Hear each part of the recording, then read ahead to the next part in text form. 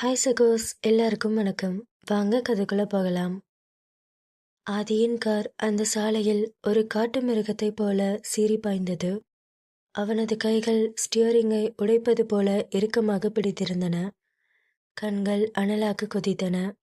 அவனது பார்வை சாலையின் ஒவ்வொரு அங்குலத்தையும் ஒவ்வொரு மரத்தின் நிழலையும் தேடி தேடி அலைந்தது. மீரா எங்கே போயிருப்பாள்? அவளுக்கு இந்த ஊரில் யாரை தெரியும்? அவளால் எங்கே போக முடியும் என்ற கேள்விகள் அவனது மூளையை குடைந்து கொண்டிருக்க அவனுக்கு பைத்தியமே பிடித்துவிடும் போலிருந்தது. ஆதி மேன்ஷனை சுற்றியுள்ள அனைத்து சாலைகளிலும் காரை செலுத்தினான். பஸ் ஸ்டாண்ட், ரயில்வே ஸ்டேஷன், மீராவின் வீடு என அவன் வெறிபிடித்தவனைப் போல அலைந்தான். அவனது அடியாட்கள் அவ்வப்போது ஃபோன் செய்து மீரா அங்கேயும் இல்லை இங்கேயும் இல்லை என்று சொல்ல சொல்ல அவனுக்கு ஆத்திரமும் வெறியும் இன்னும் அதிகமானது. ஆதி அந்த நாள் முழுக்க மீராவை தேடி அலைந்து கொண்டிருந்தான். சூரியன் மெல்ல மறைந்து இரவு நேரமானது. காரிருள் இன்னும் வளர்ந்தது.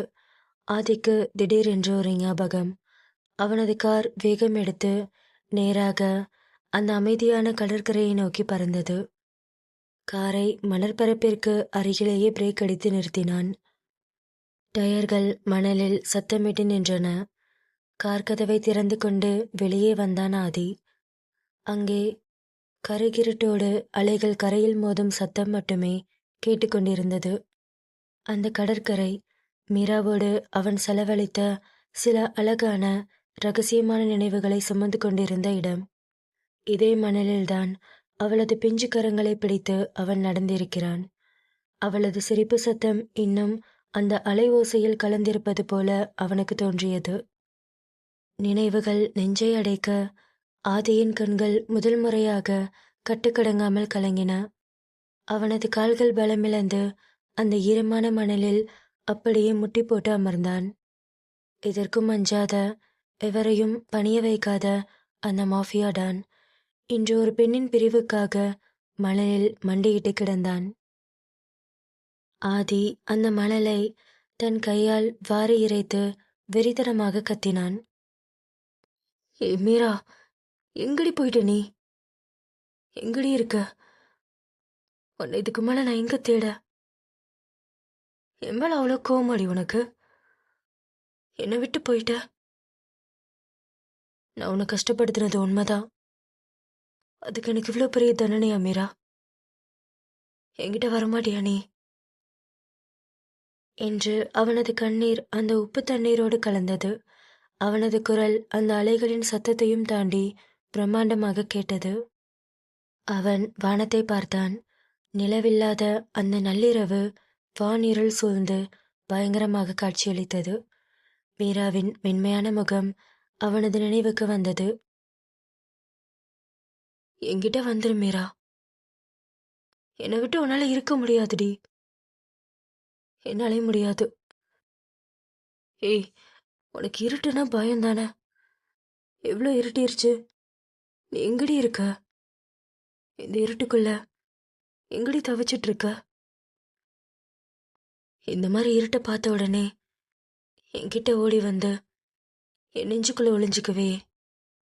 இப்போ இந்த இருட்டுக்குள்ள உன்னை எங்கடி தேடுவேன்? மீரா, நீ ரொம்ப பயந்துருப்பேல. எங்கடி இருக்க? என்கிட்ட வந்துரு மீரா. நான் உன்னை பத்திரமா பார்த்துப்பேன்டி என்று அவன் இரு கைகளாலும் முகத்தை மூடிக்கொண்டு அழுதான். அவனுக்குள் இருந்த அந்த மாஃபியா சைக்கோ இப்போது காதலியை காணாமல் தவிக்கும் ஒரு சிறு குழந்தையைப் போல மாறிவிட்டான்.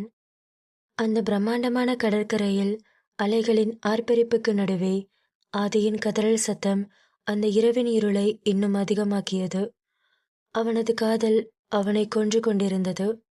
அப்போது திடீரென்று அந்த இரவின் அமைதியை கிழித்து கொண்டு சற்று தூரத்தில் ஏதோ ஒரு சலசலப்பு சத்தம் கேட்டது. மனிதர்களின் அரவமும் பதற்றமான பேச்சுக்குரல்களும் அந்த பக்கமிருந்து மெல்ல பரவின. ஆதி மெதுவாக தனது முகத்தை துடைத்து கொண்டு எழுந்தான். அவனுக்கு ஒன்றும் புரியவில்லை. இந்த நள்ளிரவு நேரத்தில் இந்த வெறிச்சோடிய கடற்கரையில் ஏன் இத்தனை பேர் கூடுகிறார்கள்? அவனது இதயம் காரணமே இல்லாமல் இன்னும் வேகமாக துடிக்கத் தொடங்கியது.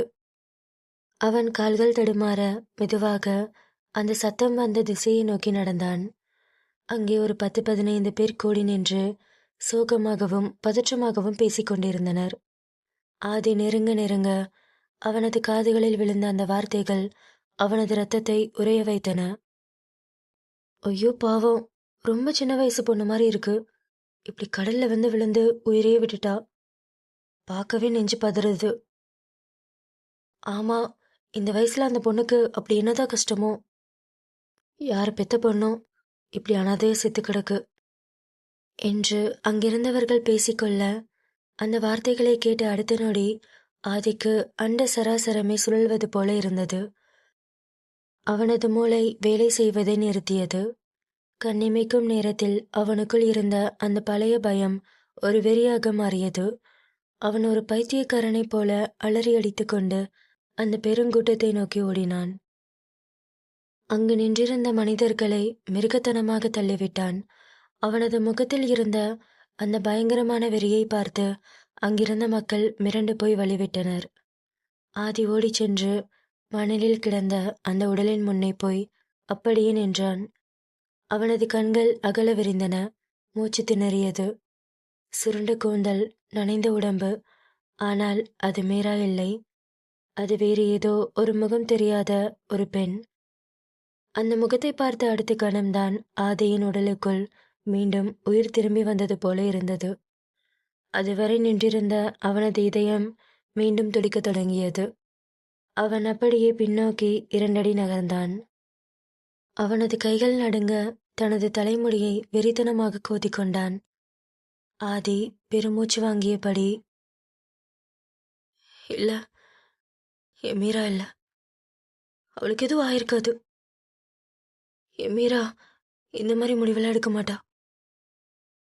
மீரா எங்கடி இருக்க? என்கிட்ட வந்துருடி. நீ இல்லாம நான் செத்துட்டு இருக்கேன் என்று அவனுக்குள் இருந்த அந்த பயங்கரமான மரண பயம் இப்போது ஒரு நிம்மதியாக மாறியது. ஆனால் அடுத்த கணமே அவனது உள்ளுக்குள் அந்த வேட்டைக்காரனின் வெறி மீண்டும் தலைக்கேறியது. அவன் அந்த இடத்தை விட்டு விறுவிறுவென்று திரும்பினான். அங்கிருந்த மக்கள் அவனை ஒரு விசித்திரமான சைக்கோவை போல பார்த்து கொண்டிருந்தனர். ஆனால் ஆதிக்கு எதை பற்றியும் கவலை இல்லை. அவன் நேராக தனது காரை நோக்கி ஓடினான். கார் கதவை ஓங்கி திறந்து உள்ளே அமர்ந்தான். சாவியை திருப்பி காரை ஸ்டார்ட் செய்தான். என்ஜின் பயங்கர சத்தத்துடன் அலறியது. ஆதி ஸ்டியரிங்கை ஓங்கி அடித்தபடி தனக்குள்ளேயே, எங்கடி இருக்க நீ? நீ சாக மாட்ட. உன்னை சாகிறதுக்கு நான் விட மாட்டேன்டி. இந்த ஆதிக்கிட்ட இருந்து தப்பிச்சு போக முடியாது. நீ எங்க இருந்தாலும் என்கிட்ட தான் வருவ. என்கிட்ட வந்ததும் உன்னை என் கைக்குள்ள ஒளிச்சு வச்சுப்பேன். உன்னை விட்டுற மாட்டேன்டி என்று கூறியபடி அவன் காரை ஸ்டார்ட் செய்ய, கார் அசுர வேகத்தில் ரிவர்ஸ் எடுத்து மெயின் ரோட்டை நோக்கி பாய்ந்தது. அந்த இரவு முழுக்க ஆதியின் தேடுதல் வேட்டை தொடங்கிக் கொண்டிருந்தது. ஒட்டுமொத்த நகரத்தையும் தனது காலுக்கு கீழே கொண்டு வர துடிக்கும் ஒரு மாஃபியா டானாக மீண்டும் அவளை வெறித்தனமாக தேடத் தொடங்கினான் ஆதி. அந்த நள்ளிரவில் ஆதி ஒரு பக்கம் மீராவை தேடிக் கொண்டிருக்க, மறுபக்கம் மேன்ஷனின் பிரம்மாண்டமான வரவேற்பறையில் ஒரு மயான அமைதி நிலவியது. காலையில் மேன்ஷனை விட்டு சென்றவன் நள்ளிரவு கடந்தும் இன்னும் மேன்ஷனுக்கு திரும்பவில்லை. அவனது அலைபேசியும் அணைத்து வைக்கப்பட்டிருந்தது. அசோக் சோஃபாவில் அமர்ந்து தலையை பிடித்து கொண்டிருக்க, விஸ்வா அங்கும் இங்கும் பதற்றத்துடன் நடந்தபடி தொடர்ந்து யாருக்கோ ஃபோன் செய்து கொண்டிருந்தான். அசோக் நெற்றியை தேய்த்தபடி, டே, இந்த ஆதி எங்கடா போயிட்டான்? காலையில போனவன் இன்னும் வரல. ஃபோன் பண்ணாலும் எடுக்க மாட்டேங்கிறான். இப்போ ஃபோன் சுவிட்ச் ஆஃப்ல இருக்கு.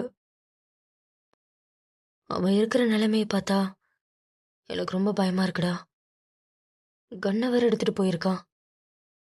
அவன் என்னதானே பண்ணிட்டு இருக்கான் என்று அசோக் பதற்றத்தில் பேசிக் கொண்டிருக்க, விஸ்வா நிதானமாக, டே அசோக், இப்போ ஏன்டா புலம்புற? அவனை பத்தி உனக்கு தெரியும்ல. அவனுக்கு கோவம் வந்தா என்ன பண்ணுவான்னு அவனுக்கே தெரியாது. அவனுக்கு மீரா வேணும். அவளை தேடிதான் எங்கேயாவது அலைஞ்சிட்டு இருப்பான். அவனுக்கு இப்போதைக்கு மீராவை தவிர வேற எதுவும் கணக்கு தெரியாது.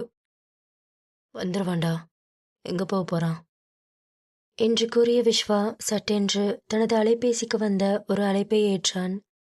அவனது முகம் தீவிரமானது. இந்த மாஃபியா நெட்வொர்க்கில் தங்களுக்கு தெரிந்த அரசாங்கத்தின் மிக உயர்மட்ட புள்ளிகள் மூலமாக அந்த நகரத்தின் அனைத்து போக்குவரத்து வழிகளையும் கண்காணிக்க அவன் உத்தரவிட்டிருந்தான். விஸ்வா ஃபோனில் தீவிரமாக பேசிக் கொண்டிருந்தான். சொல்லுங்க சார், ஏதாச்சும் இன்ஃபர்மேஷன் கிடைச்சதா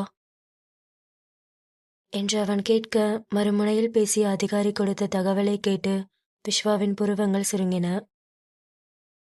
விஸ்வா சார், நீங்க சொன்ன மாதிரி எல்லா டிரான்ஸ்போர்ட்லேயும் காலையிலேருந்து இப்போ வரைக்கும் தரவா செக் பண்ணிட்டோம்.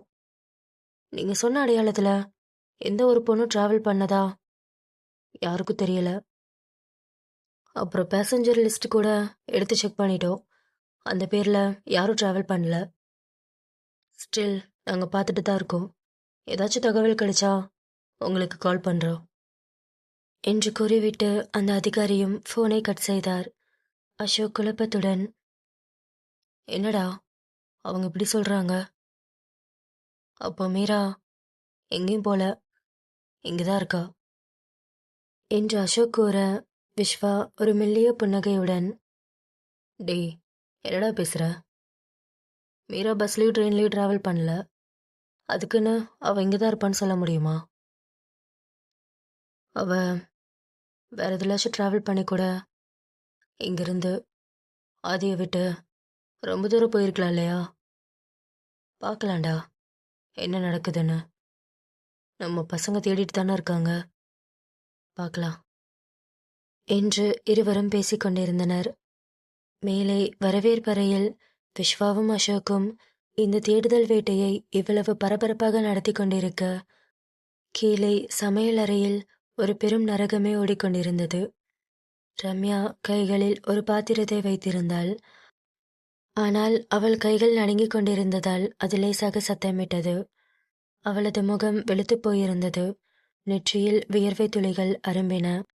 ரம்யா தனக்குள்ளேயே பயத்துடன், கடவுளே, விஸ்வா சாரும் அசோக் சாரும் இவ்வளோ தீவிரமா தேடுறாங்க. பஸ் ட்ரெயின்னு பேசஞ்சர் லிஸ்ட்லாம் எடுக்கிறாங்க. மீரா இந்நேரம் எங்க இருப்பா? இந்த ராத்திரியில எப்படி தப்பிச்சு போயிருப்பா? ஒருவேளை அவங்க மீராவை கண்டுபிடிச்சிருவாங்களா? ஆதி சார் ஒருவேளை பார்த்து மீராவை கூப்பிட்டு வந்துருவாரா என்று அவள் யோசித்துக் கொண்டிருந்தாள். ஆதி துப்பாக்கியை எடுத்துக்கொண்டு வெறி பிடித்தவன் போல கத்தியது ரம்யாவின் நினைவுக்கு வந்து அவளை இன்னும் அச்சுறுத்தியது.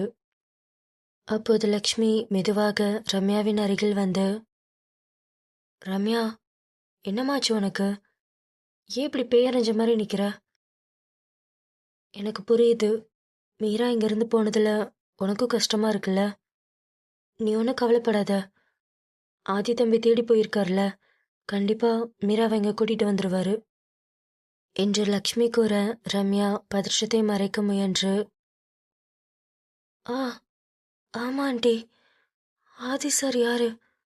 கண்டிப்பா அவர் மீராவை கூட்டிட்டு வந்துருவாரு என்று வார்த்தையில் கூறியவள் மனதிற்குள் கடவுளிடம் வேண்டிக் கொண்டாள்.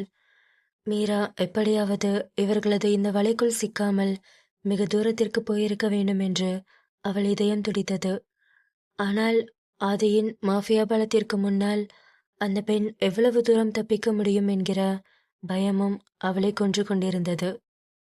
அந்த பயங்கரமான இரவின் இறுதி பகுதி மெல்ல கடந்து விடியற்காலை வெளிச்சம் மேன்சனை சுற்றிலும் பரவத் தொடங்கியது. விஸ்வாவும் அசோக்கும் வரவேற்பறையின் நாற்காலியிலேயே தூக்கமின்மையாலும் தேடி தீர்த்த களைப்பாலும் அப்படியே அயர்ந்து தூங்கி போயிருந்தனர். மேன்ஷன் முழுக்க ஒரு தற்காலிக அமைதி நிலவியது. அப்போது திடீரென்று அந்த அமைதியை கிழித்து கொண்டு ஒரு பிரம்மாண்டமான சத்தம் கேட்டது. மேன்ஷனின் இரும்பு கதவுகளை மோதுவது போல ஆதியின் கார் அசுர வேகத்தில் உள்ளே நுழைந்து டயர்கள் கராரான சத்தமிட்டு பிரேக் அடித்து நின்றது. அந்த சத்தத்தில் விஸ்வாவும் அசோக்கும் திடுக்கிட்டு முழித்து கொண்டனர். சமையலறையில் இருந்த ரம்யாவும் லக்ஷ்மியும் பயத்துடன் வாசலை பார்த்தனர். கதவை திறந்து கொண்டு உள்ளே நுழைந்த ஆதியின் கோலம் பார்ப்பதற்கே பயங்கரமாக இருந்தது. அவனது தலைமுடி கலைந்து கண்கள் இரத்தமாய் சிவந்து சட்டை கசங்கி ஒரு வெறி பிடித்த மிருகம் போல காட்சியளித்தான். ஆதி உள்ளே நுழைந்த உடனே நெஞ்சடைக்கு கத்தினான்.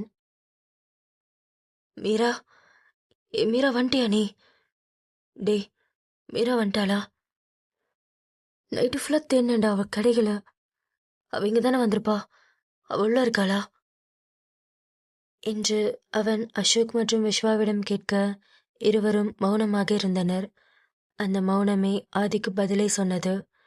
அசோக் மெதுவான குரலில், இல்லடா, மீரா இங்கே வரல. டே, நாங்களும் எல்லா இடத்துலையும் செக் பண்ணிட்டோம், மீரா எங்கேயுமே இல்லை என்று அவன் கூற ஆதி வெறி பிடித்தவன் போல தன் தலையிலேயே தானே அடித்து கொண்டான். ஏண்டா ஏண்டா அவ வரல? எங்கடா போனா? இந்த சிட்டி ஃபுல்லா தேனண்டா, என் மீரா என்கிட்ட கிடைக்கவே இல்லை. என்னை விட்டு அவளால் எப்படிடா போக முடியும்? டே, என் மீராவுக்கு இருட்டுனா ரொம்ப பயம்டா. அவன் நேற்று ராத்திரி ஃபுல்லா இந்த இருட்டுக்குள்ள தனியா எங்கடா இருந்திருப்பா? என் மீரா செத்துட்டு இருப்பாடா. அவளை நான் பார்க்கணும். என்னை தேடி என்கிட்ட வந்துருவான்னு ஆசையா உள்ள ஓடி வந்த. அவ வரல. அந்த இருட்டை விட நான் பயங்கரமானவனா? அப்படிதானே அவன் நினைச்சிருக்கா? டே, அவ தனியா எங்கடா இருப்பா? அவ ரொம்ப பயந்தவ. ஏதாவது சாப்பிட்ருப்பாளா? நைட்டு தூங்கியிருப்பாளா? எங்கடா போயிட்டா அவ? என்கிட்ட வரமாட்டாளா என்று ஆதி புலம்பிக் கொண்டிருக்க விஸ்வா அவன் தோளை பிடித்து, டே ஆதி, இப்போ எதுக்குடா இவ்வளோ டென்ஷன்? மீரா எங்கேயும் போல, இங்கதான் எங்கேயோ இருப்பா. கண்டிப்பா நம்ம கண்டுபிடிச்சிடலாம் என்று அவனை தேற்றினான். ஆதி எதையும் கேட்கும் நிலையில் இல்லை. அவன் ஒரு நடைப்பினம் போல தன் அறையை நோக்கி படிக்கட்டுகளில் ஏறிச் சென்றான். அறைக்குள் சென்ற ஆதி கசங்கி போன தனது டிஷர்ட்டை கழற்றி எறிந்துவிட்டு முகத்தை கழுவினான். டவலால் முகத்தை துடைத்துவிட்டு நிமிர்ந்து கண்ணாடியை பார்த்தான். கண்ணாடியில் தெரிந்த அவனது முகமே அவனுக்கு பெரும் கோபத்தை தந்தது. காதலியை தக்க வைக்க முடியாத ஒரு பலவீனமான முகமாக அவனுக்கு தெரிந்தது. ஆத்திரத்தின் உச்சத்துக்கே சென்ற ஆதி தனது வலது கையை ஓங்கி அந்த பெரிய பாத்ரூம் கண்ணாடியில் குத்தினான். அந்த கண்ணாடி சுக்குநூறாக உடைந்து சிதறியது. அவனது கையில் இருந்து இரத்தம் சொட்டு சொட்டாக தரையில் விழுந்தது. ஆனால் அவனது நெஞ்சுக்குள் இருந்த வலிக்கு முன்னால் இந்த வலி அவனுக்கு தெரியவே இல்லை. அவனது வெறி அத்தோடு அடங்கவில்லை. பாத்ரூமில் இருந்த ஒவ்வொரு பொருளின் மீதும் அவனது ஆத்திரம் திரும்பியது. அங்கிருந்த ஷாம்பு பாட்டில்கள், காஸ்ட்லி பெர்ஃப்யூம் பாட்டில்கள், ஷேவிங் கிட், சோப் ஸ்டாண்ட் என கையில் கிடைத்த எல்லா பொருட்களையும் தூக்கி சுவரிலும் தரையிலும் அடித்து உதைத்தான். அங்கிருந்த கண்ணாடி ஷெல்ஃபுகளை தட்டிவிட்டு நொறுக்கினான். அந்த பிரம்மாண்டமான பாத்ரூமே ஒரு போர்க்களமாக சிதைந்த நகரமாக மாறியது. கீழே வரவேற்பறையில் இருந்த அசோக்கும் விஸ்வாவும் பாத்ரூமில் இருந்து வந்த இந்த தொடர்ச்சியான சத்தத்தை கேட்டு பதறியடித்து கொண்டு மாடிக்கு ஓடி வந்தனர். பாத்ரூம் கதவை திறந்து பார்த்தபோது அவர்கள் கண்ட காட்சி அவர்களை உலுக்கியது. டே ஆதி, என்னடா பண்ற? வைத்தியமாடா நீ? ஏன்டா இப்படி இருக்க? டே, உன் கைய பாருடா, எவ்வளோ ரத்தம். டேய், எதுக்குடா இப்படி பண்ற என்று அசோக்கும் விஸ்வாவும் கூற ஆதி எதற்கும் கட்டுப்படவில்லை. அவனது ஆக்ரோஷம் ஒரு கட்டத்தில் ஒட்டுமொத்த பலத்தையும் இழக்க செய்தது. வெறியடங்கிய மிருகத்தைப் போல உடைந்து சிதறி கிடந்த பாத்ரூம் பொருட்களுக்கு நடுவே அந்த ஈரமான தரையிலேயே ஆதி அப்படியே சரிந்து அமர்ந்தான். தன் 2 கைகளாலும் முகத்தை மூடிக்கொண்டு ஒரு குழந்தையைப் போல கதறி அழத் தொடங்கினான். அவனது பலவீனமான அழுகை சத்தம் அந்த அறைகளின் சுவர்களின் மோதி எதிரொலித்தது. அவன் அழுது கொண்டே மண்டியிட்டு அமர்ந்திருந்த போது அவனது கைக்கு அருகில் அவன் தட்டிவிட்ட பொருட்களுக்கு நடுவே பாத்ரூம் ஷெல்ஃபின் ஒரு மூலையிலிருந்து கீழே விழுந்த சில பொருட்கள் சிதறி கிடந்தன. அதற்கு நடுவே ஏதோ ஒரு சிறிய பொருள் அவன் கண்ணில் பட்டது. ஒரு சிறிய பிளாஸ்டிக் கருவி. அது மீரா மறைத்து வைத்திருந்த அவளது பிரெக்னன்சி கிட். ஆதியின் அழுகை சட்டென்று நின்றது. அவனது கண்கள் அந்த பிளாஸ்டிக் கருவியின் மேல் நிலைத்தன. அவனது இதயம் ஒரு நிமிடம் துடிக்க மறந்தது போல இருந்தது. பிரம்மாண்டமான மௌனம் அவனுக்குள் நிலவியது. அவன் நடுங்கும் விரல்களை மெதுவாக நீட்டி தரையில் கிடந்த அந்த கிட்டை தனது கைகளில் எடுத்தான். துப்பாக்கியை அசால்ட்டாக தூக்கும் அவனது கைகள் இன்று அந்த சிறிய பிளாஸ்டிக் துண்டை தூக்க முடியாமல் நடுங்கின. அவன் அதை தனது முகத்திற்கு அருகில் கொண்டு வந்து உற்று பார்த்தான். அதில் 2 தெளிவான சிவப்பு கோடுகள். அந்த நொடி ஆதியின் ஒட்டுமொத்த உலகமும் ஸ்தம்பித்தது. அவனது கண்கள் அகல விரிந்து மூச்சு திணறியது. நெஞ்சுக்குள் ஒரு பிரம்மாண்டமான அதிர்ச்சி அலை பரவி அவனது இதயத்தை உலுக்கியது. அவன் இதயம் வேகமாக துடிக்கும் சத்தம் அவன் காதுக்கு கேட்டது. துப்பாக்கியை கண்டு அஞ்சாத, மரணத்தை விளையாட்டாக நினைக்கும் அந்த மாஃபியா டான் இன்று ஒரு சிறிய பிளாஸ்டிக் கருவியை கையில் பிடித்துக்கொண்டு உடைந்த இதயத்தோடு அங்கே அமர்ந்து அதை கண்கள் அகல பார்த்து கொண்டிருந்தான். இந்த கதையுடைய அடுத்த பாகம் சீக்கிரமே நம்ம சேனல்ல வந்துடும். மறக்காம சேனலை சப்ஸ்கிரைப் பண்ணிக்கோங்க. கதையை பற்றின உங்கள் கருத்துக்களை கமெண்ட்ல சொல்லுங்க. கதை பிடிச்சிருந்ததுன்னா வீடியோக்கு மறக்காம ஒரு லைக் பண்ணிக்கோங்க.